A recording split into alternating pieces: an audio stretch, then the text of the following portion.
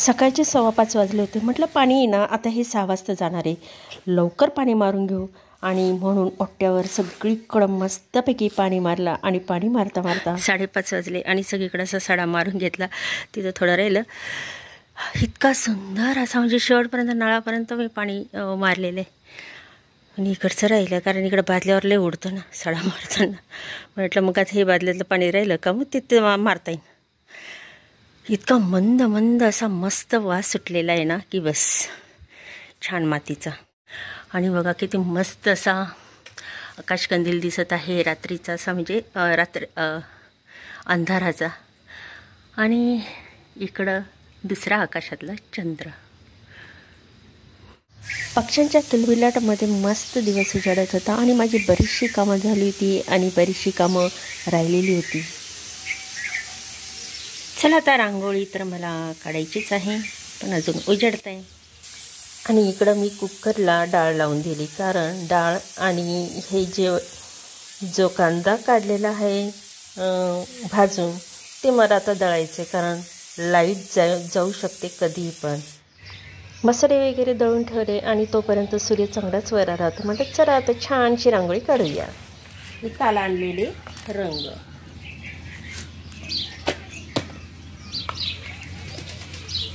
चला आता मी काढते 11 ते 6 रांगोळी. आज अर्थात माझ्याकडे दिवाळीसारखा सण आहे म्हटल्यानंतर मी पणत्यांचीच रांगोळी काढणार आहे. दरवर्षी मी दिवाळीसारखीच साजरी करते.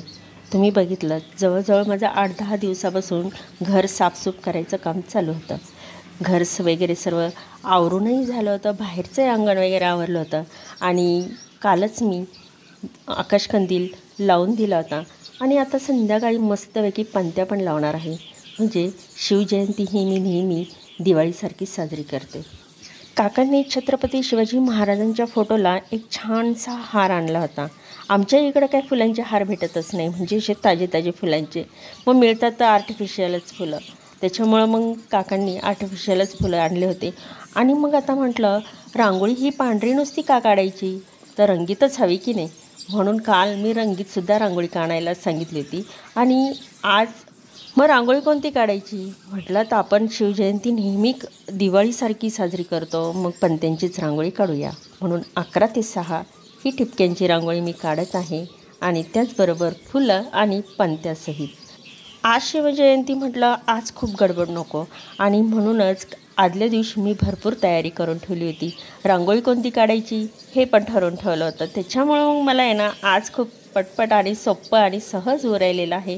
आणि वेळेच्या आधीच माझं आहे ना म्हणजे मला ह्या कामाला एवढा वेळ लागेल असा मी अंदाज काढून ठेवलेला आहे. पण त्या अंदाजही फोल ठरत आहे कारण अगोदरची पूर्वतयारी होती. त्याच्यामुळे माझं तेही काम पटपट हो राहिलेलं आहे. आणि चला बोलता बोलता माझी ही रांगोळी पण झालेली आहे. आणि तुम्हाला म्हणजे मी म्हटलं की निदान ही पांढरी रांगोळी मी काढते ही निदान तुम्ही पण शिकाल की पणत्यांची आणि फुलांची रांगोळी कशी. तर आता काय रंगीत रांगोळी मी आता याच्यामध्ये छान छान रंग भरणार आहे. फुलांना वेगळा रंग देणार आहे, पणत्यांना वेगळा रंग देणार आहे आणि ती जी ज्योत आहे त्यालासुद्धा वेगळा रंग देणार आहे. ज्यावेळेस सोनू आणि साची येत होते त्यावेळेस मी हमखास किल्ले बनवायची. पण काय झालं की सोनू पण तिकडे गेला शिकायला आणि साची पण गेली. त्याच्यामुळे आता किल्ले काही बनवत नाही तर एक छोटासा किल्ला त्यांच्यासाठी मी नेहमी बनवायची. आणि आता दिवाळीमध्ये तर साचीनीच हा किल्ला पूर्ण केला होता. त्याच्यामुळे मी आता काही एवढा भाग घेत नाही. करायचं ते तुम्हीच करायचं. हां लागली तर मदत मी करत जाईन. तर साचीनी पण छान असा मला म्हणजे तिचीच मदत घेऊन आणि मी सुद्धा असा छान दिवाळीमध्ये किल्ला बनवला होता. आणि शिवजयंतीच्या दिवशीसुद्धा आम्ही बनवायचं. आज तुम्हाला मी गावातसुद्धा घेऊन जाणार आहे म्हणजे छत्रपती शिवाजी महाराजांच्या प्रतिमेची पूजा करायला, आरती करायला. तर मी दरवर्षी जात असते. आता ह्यावेळेस सोबत साची नाही आहे, तिची आठवण येते. नाही तर दरवेळेस मी तिलाच घेऊन जात असते. आणि आज स्वयंपाकामध्ये मी पुरणपोळीचा बेत ठेवलेला आहे. म्हणजे मागच्या वर्षीसुद्धा पुरणपोळीचाच बेत होता. त्याच्या 2 वर्षापूर्वी आम्ही गावामध्ये गेलो होतो साची आणि मी. आणि घरी इकडं पुरणपोळीचा स्वयंपाक करून ठेवलेला होता. पण मग आता गावात गेल्यानंतर मग कसलं खूप वेळ लागला आणि तिथंच मग जेवण वगैरे करून आम्ही घरी आलो होतो आणि मग काय आल्यावरसुद्धा आम्हाला जेवायला लागलं होतं. तर असं आणि चला काकांनी मस्तपैकी कालच झेंडा लावून दिलेला आहे घरावर आणि मी इकडं आकाशकंदील लावलेला आहे. आणि चला आता मी जी रांगोळी काढलेली आहे ती कशी वाटली तुम्हाला? अगदी छानपैकी असे मस्त रंग भरलेले आहे, फुलांना वेगळा दिलेला आहे, पंतीला वेगळा दिलेला आहे आणि त्यामध्ये ज्योत जी आहे त्याला वेगळा. त्याच्यामुळे ही रांगोळी अगदी उठावदार दिसत आहे. रंगीत रांगोळीची बातच न्यारी असते, आहे की नाही? आणि रांगोळी काढायची म्हटली का तिथं 1 तास हमखास द्यावाच लागतो. जातोच, किती नाही म्हटलं तरी घाईघाईत काही रांगोळी होत नाही. ही बघा आपली झाली पंत्यांची रांगोळी आज शिवजयंतीनिमित्त दारासमोर काढलेली आहे. 11 ते 6.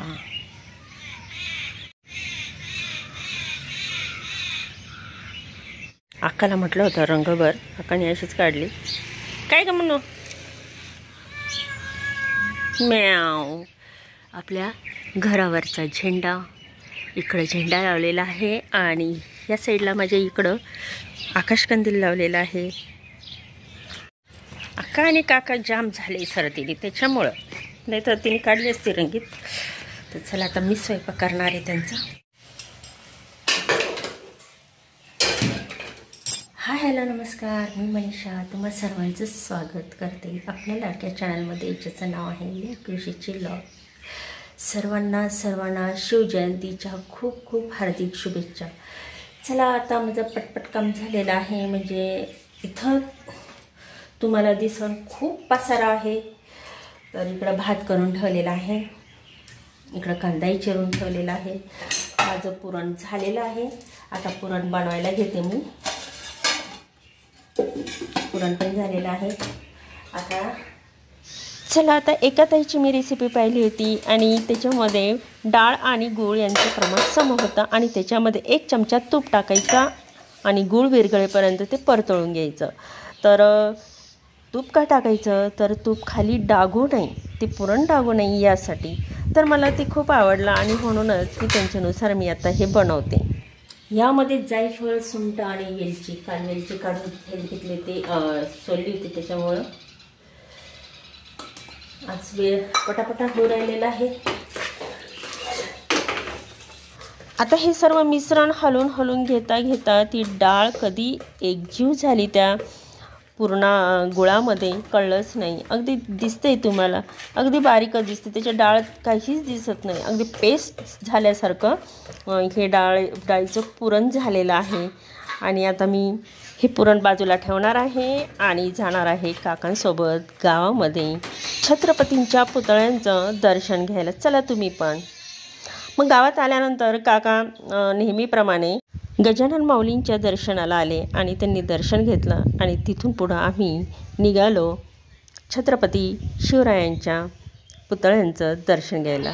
गावामध्ये आलो आणि मस्तपैकी लाईटिंग अशी केलेली होती सगळीकडे. रात्री खूप चमचम दिसणार आहे. नेहमीप्रमाणे मस्तपैकी मंडप टाकलेला होता आणि चला आपण आता दर्शन घेऊया. फुलं तिथं मस्त टोकरीभर पण ठेवलेले होते आणि शिवाय गंध पण होता. तर मी दर्शन घेतलं आणि काकांची पण वाट पाहत होते. बघा आपले छत्रपती शिवाजी महाराजांचा पुतळा आणि हे पूर्ण आता तुम्हाला दाखवते मी सर्व. तर बघा हे असं डेकोरेशन केलेलं आहे, सर्व फुलांच्या माळा. आणि हे बघा अगदी मस्तपैकी हे जवळजवळ 2-3 वर्षापासून बांधलेलं आहे इथं.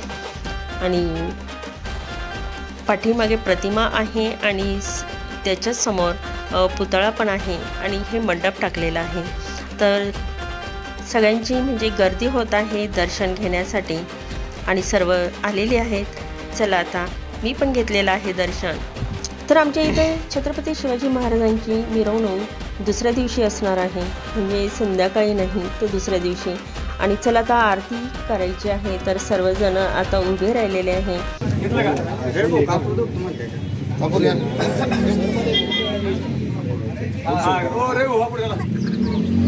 आरती लाऊड स्पीकरवर असल्यामुळे कॉपीराईट येईल, त्याच्यामुळे मग मी आरतीचा आवाज घेतलेला नाही आहे. पण जर याचा व्हिडिओ जर बघायचा असेल पूर्ण आरतीचा तर माझ्या तर फेसबुकला मी सकाळीच व्हिडिओ टाकलेला आहे, म्हणजे आज शिवजयंतीच्या दिवशीच.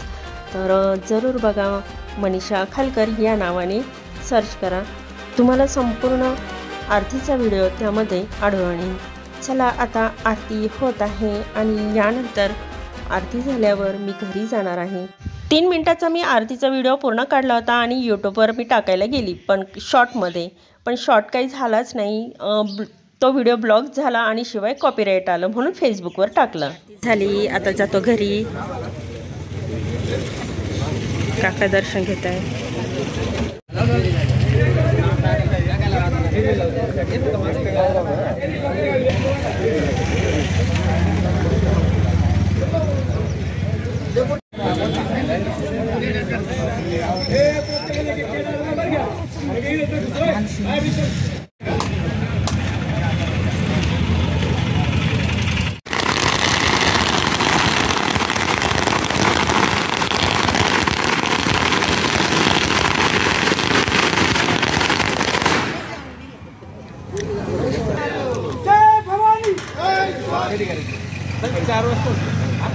चला आता दर्शन वगैरे घेऊन आलो. 9:30 वाजलेले आहे आणि आता बाकीचा स्वयंपाक करून घेते. इकडं भात झाला. आता हे सार म्हणजे काही ठिकाणी कटाची आमटी म्हणतात, कटाची आमटी झाली. आणि आज ठरवलं होतं मी या पुरणाचं उद्घाटन म्हणजे या चाळणीचं उद्घाटन करणार आहे वाटून, पण काय करू बघा. इकडे याचं काय झालंय, अगदी हे पुरण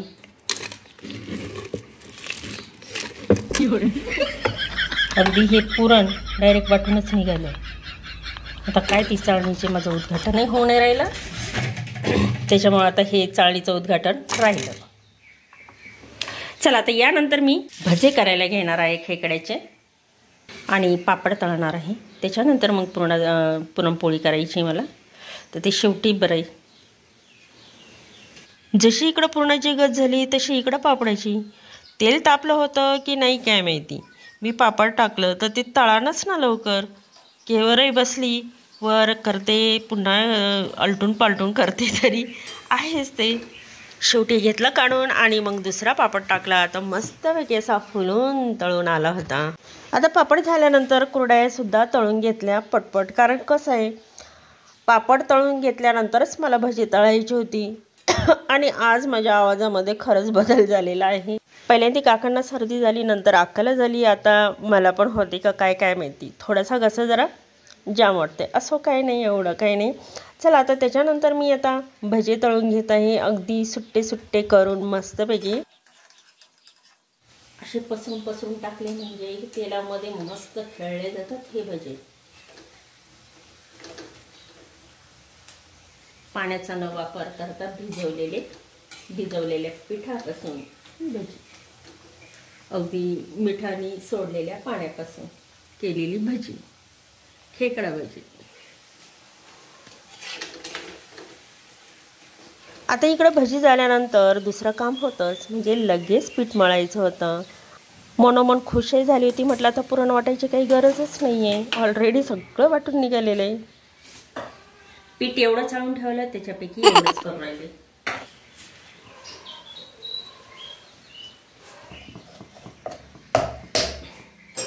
आता पुरण वाटायची काही गरजच नाही आहे मला, म्हणून मी आता डायरेक्ट पोळ्या करायला घेऊन राहिलेली आहे. अशी गंमत होते की असं म्हटले, पण जेव्हा पुरणाचा तो गोळा घेतला ना तेव्हा कळालं की हे वाटावंच लागेल. तर आता फायनली मी आता चाळणीच्या उद्घाटन राहिलेलं आहे. कितीही जरी पीठ पातळ असलं तरी याच्यात 1-2 डाळी अशा आहेत की त्या डाळीमुळे वाटू राहिलेल्या आहेत. तर चला मी आता घेते करून. ज्या वेळेस उंड्यामध्ये मी पुरणाचा गोळा घेतला तर त्याच्यामध्ये डाळ पण आढळून आली होती. तर म्हटलं नको, आता हे वाटूनच घ्यावा आणि मनोमन खुश झाली. आपल्या पुरण यंत्राचं आता उद्घाटन होत आहे. चला आता पुरण यंत्रामध्ये माझं पुरण दळून झाल्यानंतर मग मी आता वाटलेल्या पुरणाच्या आता मस्तपैकी पोळ्या एकीकडे करत होते आणि अक्काला म्हटलं मस्त असं गरमागरम काकांना वाढून दे. दिशाने सापडत का खाली आणला का गुळवणी करायची, गुळवणी करायची आणि वाटून देऊ दूध घेऊ नका. आता व्हिडिओ बनवायच्याकडं काही लक्ष नव्हतं. मी अक्काकडंच व्हिडिओ असा कॅमेरा फिरवला आणि म्हटलं आता तू वाढ काकांना आणि त्यांना पटकन जेवायला दे, कारण त्यांना पण भूक लागलेली असन. आणि मी इकडं गरमागरम पोळ्या बनवत होते.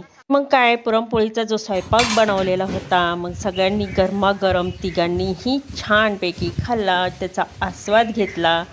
आणि अशा पद्धतीने आमचं म्हणजे शिवजयंती ही गोड पद्धतीने साजरी झाली.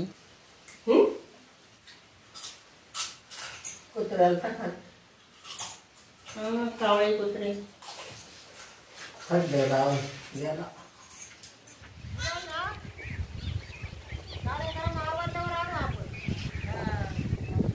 दुपारचं असं वारं सुटलं होतं, तसा झेंडा मस्तपैकी फडफडत होता ना आणि खूप छान वाटत होतं. चला आता आपण दर्शन घेऊया आपल्या घरातील छत्रपती शिवाजी महाराजांच्या प्रतिमेचं. शेती संदर्भातलं काय काम चालू आहे, तर आपण हार्वेस्टरमधून जे गहू आणले होते ते 2 दिवस उकणत होतो. आणि आज खरं फायनली त्या सगळं जे मोजमाप करायचं होतं त्यासाठी काटा पण आणलेला होता. पण काय करावं, तो काटा ऐनवेळेला काही चालू नव्हता, त्याचे आकडे पण नीट दिसत नव्हते. मग गोण्यामध्ये नुसतं भरून आता त्या शिवून घ्यायच्या होत्या.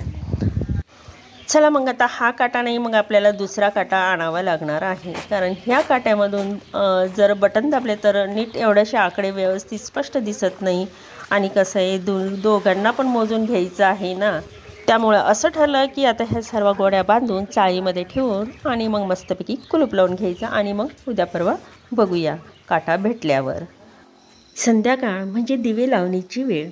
आणि ह्या वेळेमध्ये दरवर्षी जशी पणत्यांची आरास करते, अगदी आज पण मी पणत्या लावणार आहे दारासमोर.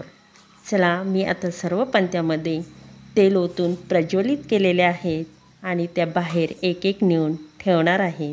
ह्या दीपोत्सवाचा आनंद तुम्हीही माझ्याबरोबर घ्या. चला आपण आता बाहेर जाऊया.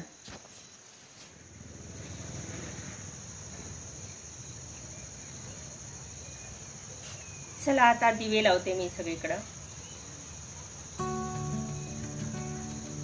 इतिहासाच्या पानावर, रयतेच्या मनावर, मातीच्या कणावर आणि विश्वासांच्या प्रमाणावर राज्य करणारे राजे म्हणजे राजे शिवछत्रपतींना मानाचा मुजरा. माझ्या सर्व मराठी बांधवांना आणि भगिनींना शिवजयंतीच्या हार्दिक शुभेच्छा.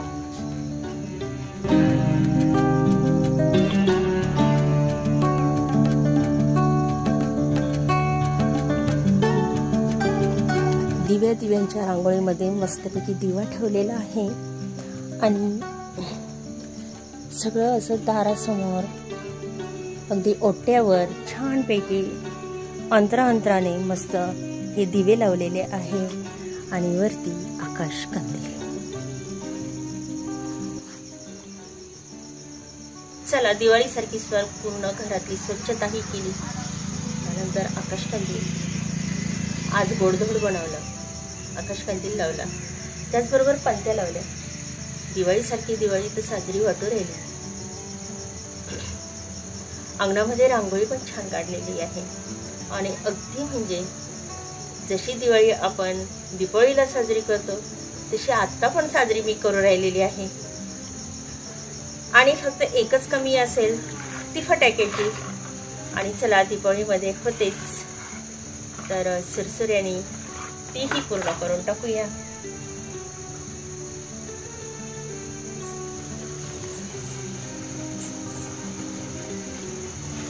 हर हर महादेव.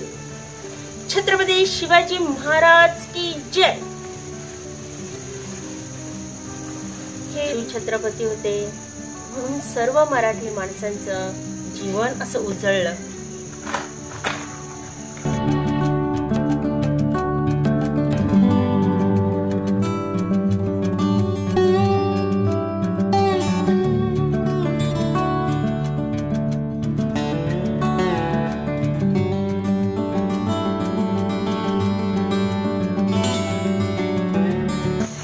5ची शौर्य असते तर मस्त वाजवले असते त्यांनी. चला, तुम्हाला आजचा व्लॉग कसा वाटला जरूर कमेंट करा. भेटूया आपण अशाच नवनवीन व्लॉगमध्ये. Bye bye.